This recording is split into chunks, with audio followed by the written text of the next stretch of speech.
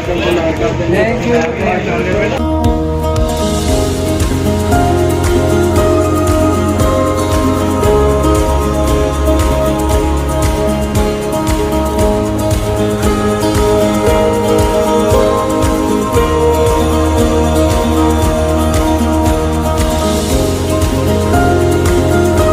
बहुत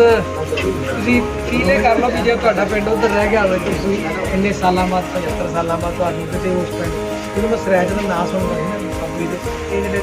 ਮੂੰਹ ਕੰਡੇ ਖੜੇ ਹੋ ਜਾਂਦੇ ਜਦ ਕਿ ਅਸੀਂ ਇੱਥੇ ਜੰਮੇ ਜੀ ਮੇਰੇ ਫਾਦਰ ਵੀ ਨਹੀਂ ਜੰਮੇ ਪਰ ਬਾਪੂ ਜੀ ਨਾਲ ਮੇਰਾ ਬਹੁਤ ਲਗਾਅ ਸੀ ਉਹਨਾਂ ਨੇ ਇੰਨੀਆਂ ਕੁ ਗੱਲਾਂ ਇੱਥੋਂ ਦੀਆਂ ਸੁਣਾਉਣੀਆਂ ਸ਼ਾਮ ਨੂੰ ਆਪਣੇ ਪਿੰਡ ਨੂੰ ਬਹੁਤ ਜ਼ਿਆਦਾ ਮਿਸ ਕਰਦੇ ਕਾਲੇ ਕਾਛੇ ਦਾ ਬੜਾ ਨਾਂ ਲੈਂਦੇ ਸੀ ਮੈਨੂੰ ਹੁਣ ਵੇਲੋ ਪਿੰਡ ਮੈਂ ਵੇਖਿਆ ਨਹੀਂ ਪਰ ਮੈਂ ਉਹਨਾਂ ਦੀ ਗੱਲ ਯਾਦ ਹੈ ਇੱਥੋਂ 10 ਪੜ੍ਹ ਕੇ ਗਏ ਸੀ ਇੱਥੇ ਉਹਨਾਂ ਦੀ ਮੈਰਿਜ ਹੋਈ ਪਰ ਜਦੋਂ ਇੱਥੋਂ ਵੰਡ ਹੋਈ ਤਾਂ ਉਹਨੂੰ ਉਜਾੜਾ ਦੱਸਦੀ ਸੀ ਵੰਡ ਨਹੀਂ ਉਹਨਾਂ ਦੇ ਕਰੇ